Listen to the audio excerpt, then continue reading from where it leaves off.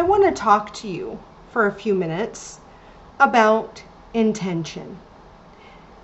Now, I have watched many a video, I've listened to many a podcast, or had multiple conversations where someone will say that the only thing required for to cast a spell, is a clear intention.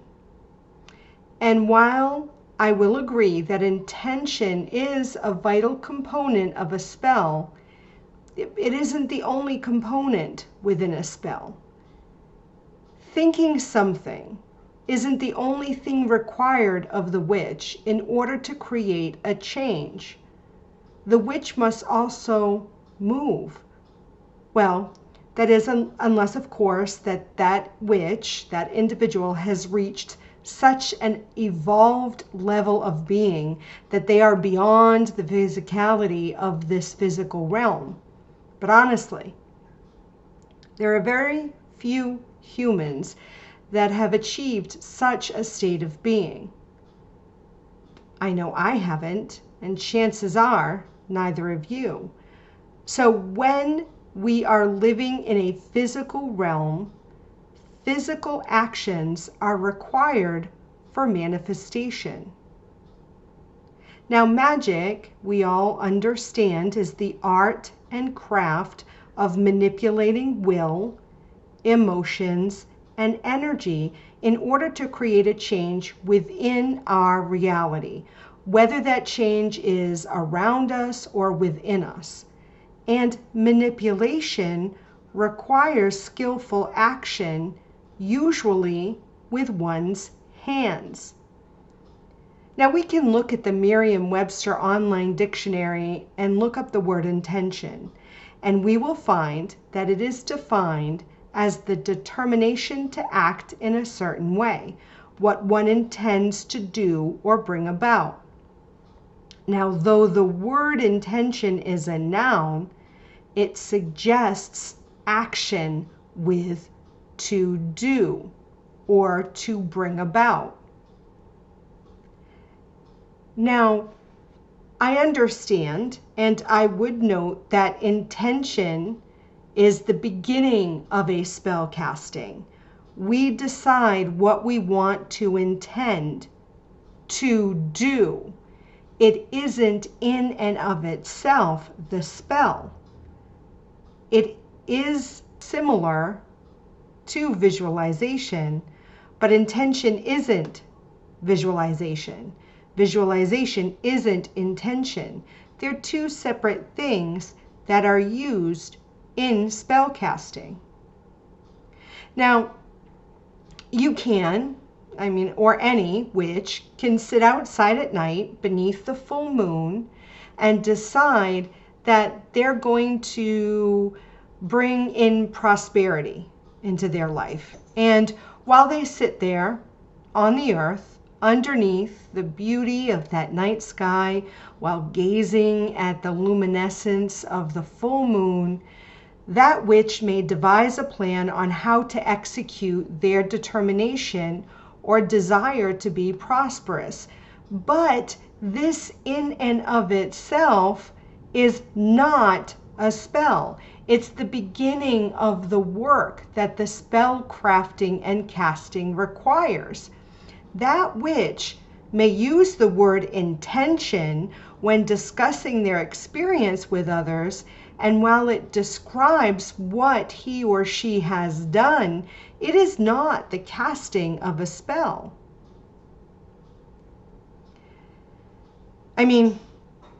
I've heard it, and I'm sure you've heard it too, whether you're in a person conversation or online or in groups or forums or wherever you may be. The conversation kind of goes like this. Oh yes, I cast a spell last night during my full moon ritual. I set out the intention to be more prosperous. Now, if we replace the word intention with the definition that I shared with you from the dictionary, that would sound like this. Oh, yes, I cast a spell last night during my full moon ritual. I set out the determination to act to be more prosperous. Great! How exciting for you! But what you did was not a spell casting. You still have work left to do. What are you going to do now that you've set this resolve for yourself? Are you ready to really work and cast the spell to bring about the change in your life? What are you planning to do in your mundane life to allow that desired change to manifest for you? Because setting out that intention is not the end all be all of the spell.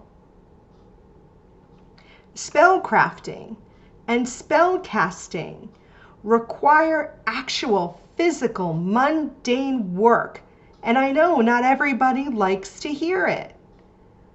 Witchcraft requires that the witch exert effort to create and manifest the changes he or she desires to experience. Witchcraft and spellcasting are actions of both mind and body through the work of spirit. If the witch is not engaging in all aspects of the self, then I dare say that that individual is not spellcasting, regardless of what he or she believes or how they label it. If I'm saying intention is a part of it, then what are the other components? Intention is important. Without it, you have neither goal nor the beginning of a plan on how to achieve that goal. It's the beginning of something more. So to cast a spell, you would need that intention, which will include the desired goal and the steps on how you're going to achieve this goal. You would need a target, who or what will be changed or affected. Sometimes that target is the witch, him or herself. Sometimes it may be another individual. Sometimes it may be a situation. Then correspondences. Now these items and associations that align with the goal of the intention can be colors, it can be herbs, it can be time of day. We have all different correspondences that we choose from, but each of these enable the energy of the intention to be brought into entrainment, ensuring a greater success rate for the spell. You don't need correspondences, but I would suggest that they help with the alignment. Power. Power is the energy that is used to propel the intention towards the target for manifestation, which can be found not only within the human body, but within the natural environment, from the non-physical realms and spiritual entities, and universal source or divinity. Words. The symbols of the desired goal that span all realms of existence. They exist in the non-physical, but once written or spoken, become tangible to the immediate senses, thus manifesting that which didn't exist prior. And then, of course, the witch. The witch is the individual who is self-aware, who is skillful in achieving the required state in order to visualize the intention and the goal. And if the target isn't present, then the target. And the witch harnesses the siphoned power so that it can be successfully used to propel the spell into manifestation. These are important. These are the components of a spell. And at this point, I would suggest that work and effort are required, as I previously mentioned. But honestly, the witch is self-aware and already has this knowledge and understanding. It is an obvious point to all magical practitioners illustrated within the witch's pyramid. It is considered a fundamental occult philosophy shared by all practical and esoterical magic. A witch who ignores this philosophy illustrates his or her ignorance of the nature of magic, For without this solid foundation, the cone of power will fail and manifestation will not occur. So, intention, yes, it's vital, but it is not the only thing a spell requires. Blessed be.